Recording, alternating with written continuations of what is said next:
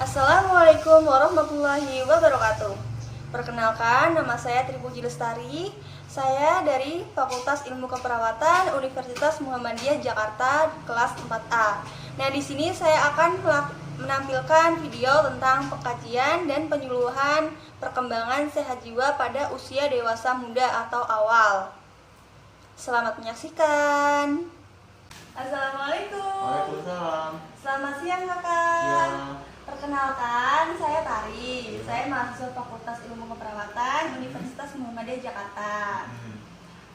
Boleh saya tanya nama kakak siapa? Nama saya Juliana. Panggilannya? Juli. Oh, baiklah. Bagaimana perasaan kakak hari ini? Apakah sehat? Alhamdulillah sehat. Nah, jadi hari ini saya akan berbincang-bincang dengan kakak, akan membahas perkembangan sehat jiwa usia dewasa muda. Iya. Nah, ini meliputi 8 aspek. Ada aspek kognitif, ada aspek motorik, ada moral, ada spiritual, ada psikososial, Iya. ada emosional, dan juga ada seksualitas. Nah, kita akan berbincang-bincang kurang lebih 1 jam. Nah, tempatnya di sini saja ya, Kak ya. Tujuan dari kita berbincang-bincang hari ini yaitu untuk supaya kakak bisa mengetahui dan memahami apa itu perkembangan sehat jiwa pada usia dewasa muda. Nah, sebelum kita mulai, alangkah baiknya kita membaca basmalah terlebih dahulu. Bismillahirrahmanirrahim.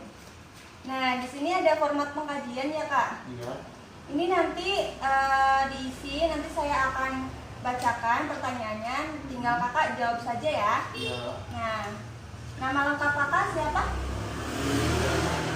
Nama panggilannya? Juli.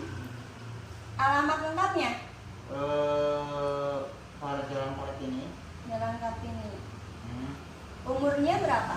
Umurnya 24. 24. Tempat tanggal lahirnya? 10 Juli 96 Bandung.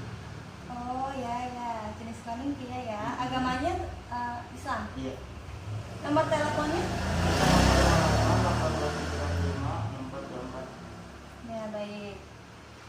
Nah, kemudian di sini itu ada 29 pertanyaan yang harus diisi. Nah, nanti saya akan bacakan pertanyaannya. Iya. Nanti kakak bisa jawab iya atau tidak. Kalau iya berarti kakak mengalami proses tersebut. Kalau tidak berarti kakak tidak mengalami.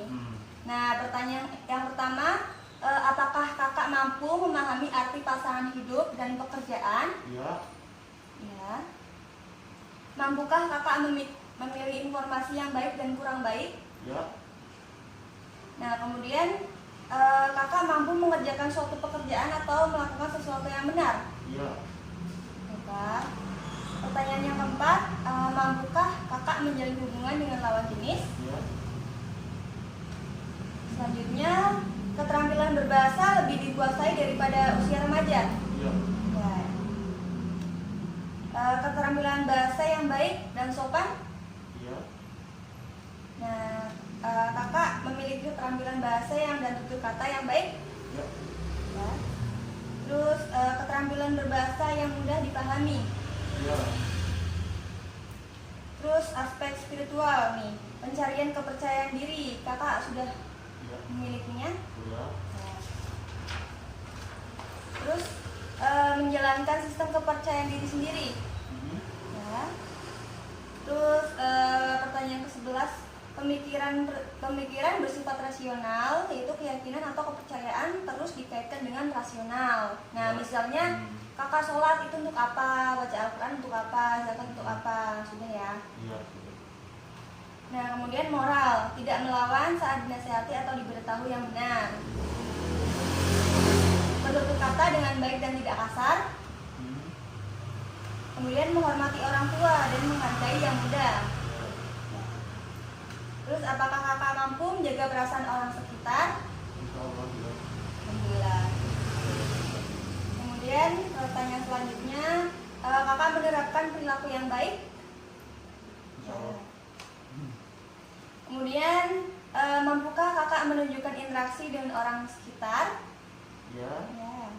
Terus kakak bersifat ramah tamah dengan orang sekitar? Insyaallah juga.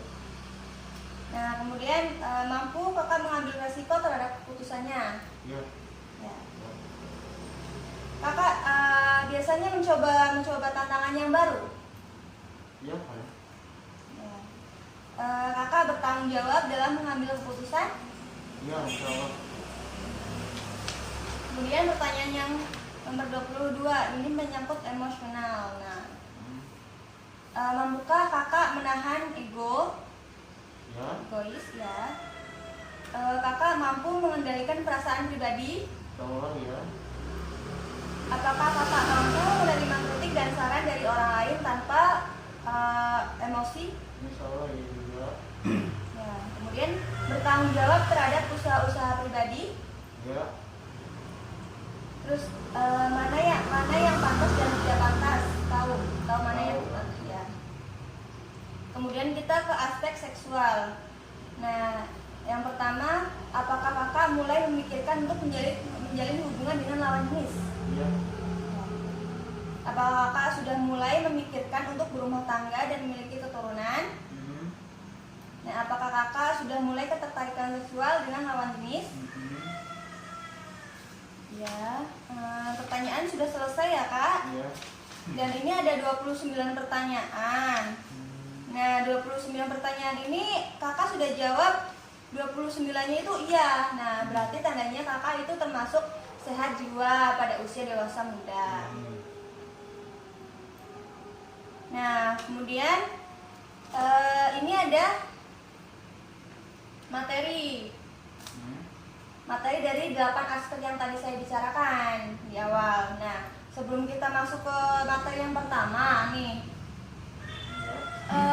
kakak sudah tahu belum kalau masa dewasa itu dibagi menjadi dua?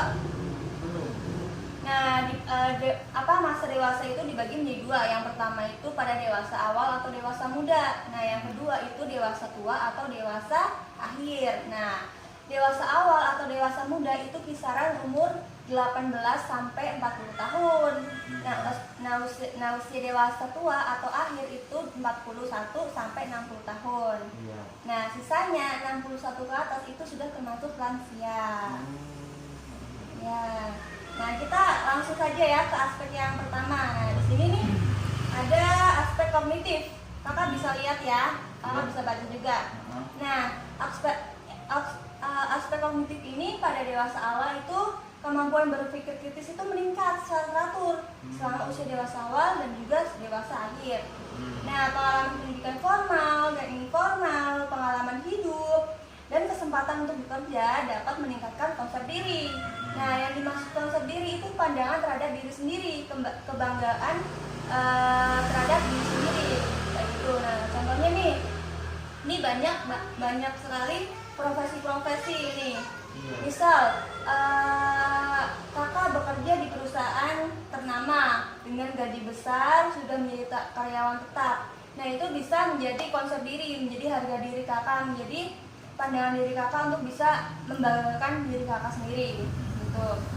Nah, apakah kakak mampu menyelesaikan masalah dengan baik? Ya. Alhamdulillah. Nah, kemudian kita lanjut ke aspek motorik. Nah, di aspek motorik itu kemampuan motorik orang dewasa itu mencapai kekuatan 20 sampai 30 tahun.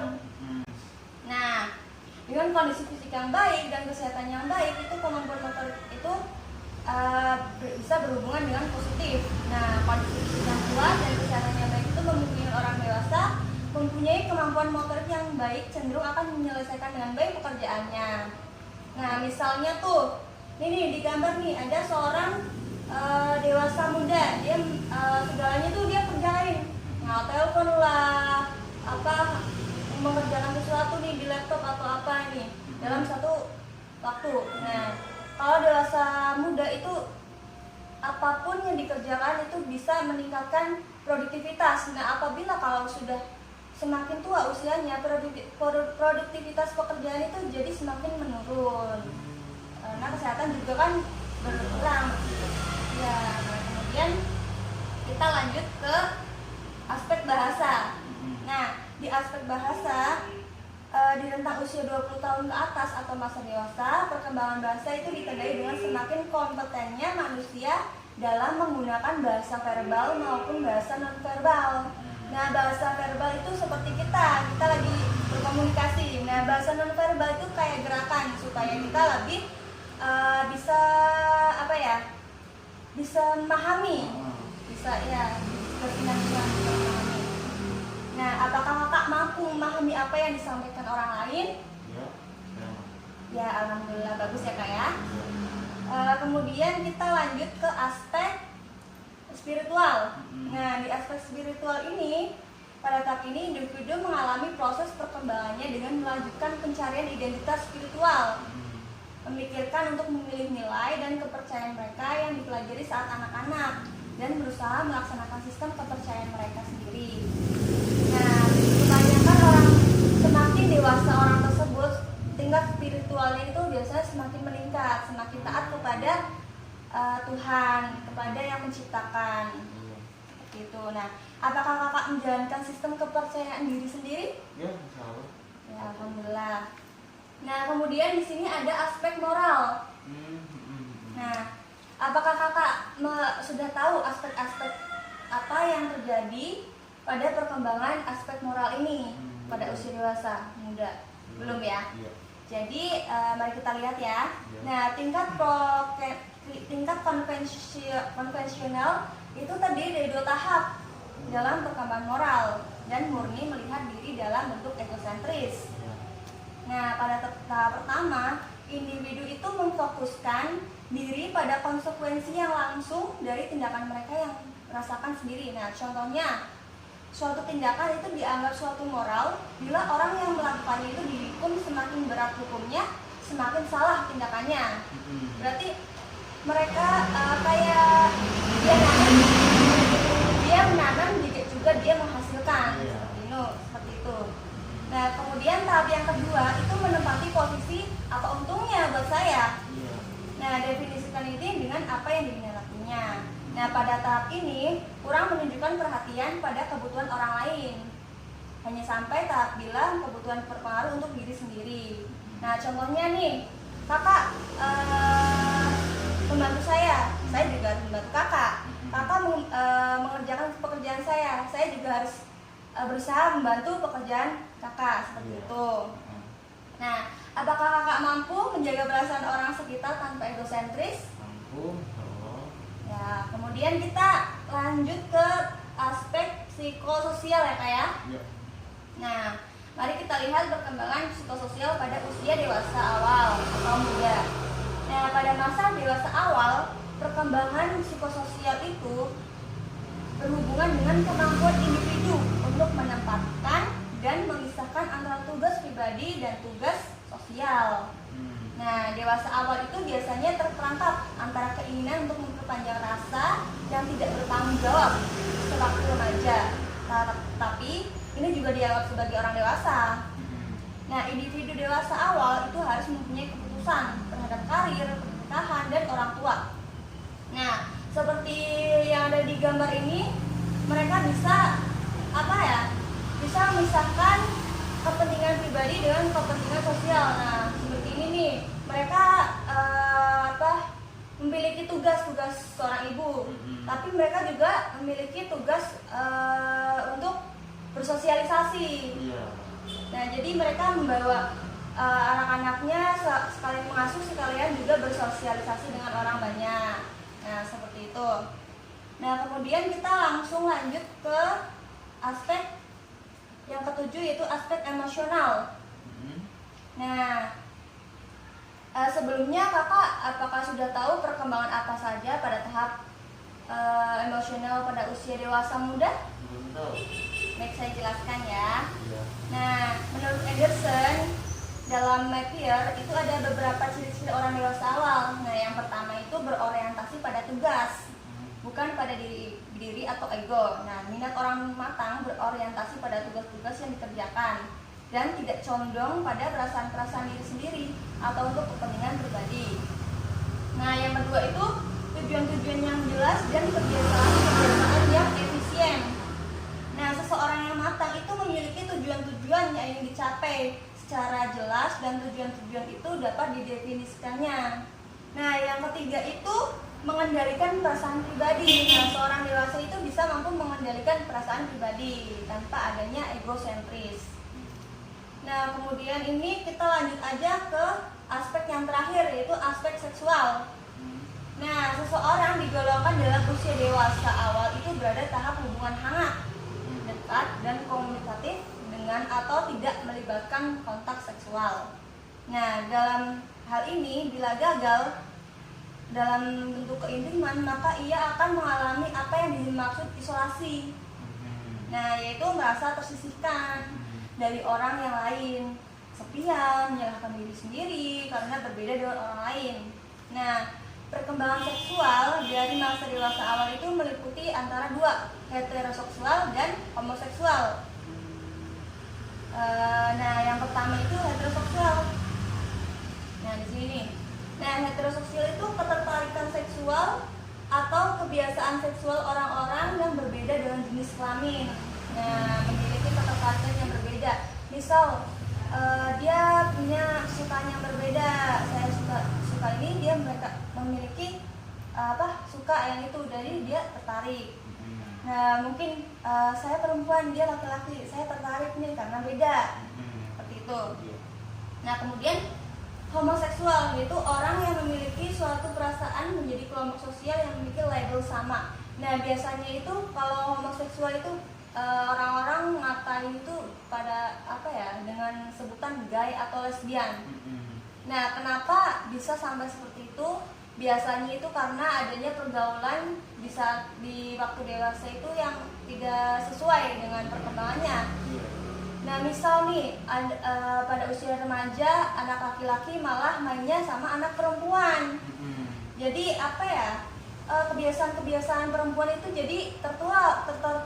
Jadi dia sukanya ya suka sama yang disukai perempuan. Jadi dia suka sama laki-laki, padahal dia juga laki-laki, gitu ya. Nah, mungkin ya materi yang sudah saya sampaikan. Nah, apakah ada pertanyaan? Tidak ada. Tidak ada. Baik, bagaimana perasaan kakak setelah kegiatan ini dilaksanakan? Apakah kakak sudah memahami dan mengetahui perkembangan usia dewasa awal sesuai dengan aspek yang saya berikan? Sudah, alhamdulillah. Baiklah, kalau begitu saya akan bertanya ya kak ya. Nah, jadi pada usia dewasa awal itu berkisar dari usia berapa sampai berapa tahun kak? 18 sampai 40. Nah, itu usia dewasa muda ya. Iya. Nah, apakah kakak dapat menyebutkan aspek-aspek apa saja yang tadi saya jelaskan? Ini yang hafal aja ya, yang tadi. Ya, nggak apa-apa. Kalau nggak salah tuh kognitif, seksual, emosional, spiritual, moral, Ya. psikososial, bahasa, motorik. Apalagi lah lupa saya. Ya, baik kak. Berarti kakak telah memahami dan mengetahui perkembangan usia dewasa awal ya kak ya. Nah, baik. Karena sudah selesai dan kakak pun sudah memahami yang sudah saya jelaskan tadi. Tadi mana ya? Bentar. Ini ada leaflet. Bentar dekat ya. Baiklah kak, karena sudah selesai dan kakak pun sudah memahami apa yang dijelaskan tadi. Nah, di sini ini ada leaflet untuk kakak. Untuk bisa dibawa pulang ke rumah, untuk bisa kakak baca-baca di rumah supaya kakak tidak khawatir dan tidak lupa dengan perkembangan dewasa muda. Nah, baik kak, jika kakak ingin berkonsultasi, kakak bisa ke puskesmas atau ke rumah sakit terdekat apabila kakak ada apa gitu ya. Karena kita juga bekerja sama dengan mereka. Nah, mungkin sekian dari saya. Terima kasih kakak sudah menyempatkan waktunya untuk berbincang-bincang dengan saya. Dan maaf kalau ada salah-salah kata dari saya yang saya ucapkan. Wabillahi taufiq wal hidayah. Wassalamualaikum warahmatullahi wabarakatuh. Waalaikumsalam warahmatullahi wabarakatuh.